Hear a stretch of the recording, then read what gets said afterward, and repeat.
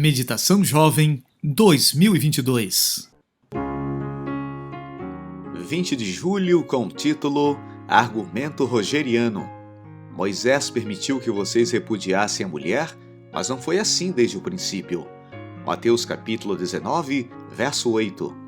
Colocar-se na pele do outro não é fácil. Requer muita criatividade, inteligência, disposição e empatia.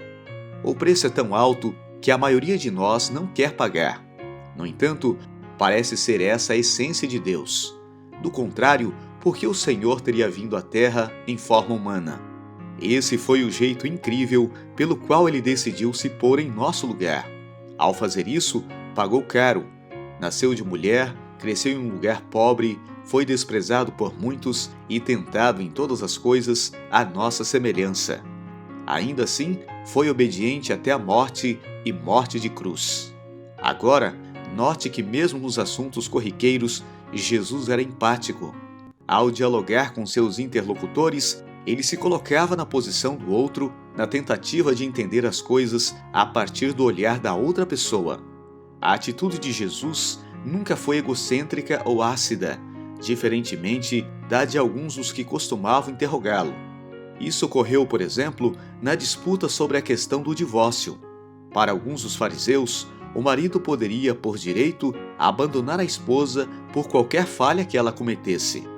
Se ele fizesse isso, estaria respaldado pela, abre aspas, lei de Moisés, fecha aspas. Jesus desmontou esses argumentos com maestria e tato. Enfrentou os adversários no próprio terreno deles, com a mesma lógica e a mesma base que usaram, mas chegou a uma conclusão diferente. Perceba que a palavra princípio ocorre 2 vezes na fala de Jesus, versos 4 e 8. Isso é crucial. Vou explicar. Era costume dos intelectuais da época refutar um argumento citando outro mais antigo. Por isso, os fariseus citam o livro de Êxodo, Jesus cita o Gênesis. Os oponentes invocam a interpretação de uma lei do Sinai. Jesus retrocede até as instruções do Éden. Nessa batalha de titãs, Jesus finalmente sai vencedor.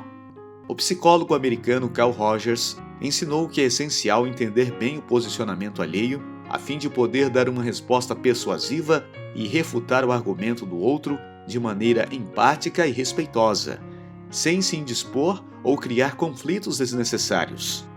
Esse é o chamado argumento rogeriano. Antes de Rogers, porém, Jesus já havia nos ensinado isso com o próprio exemplo.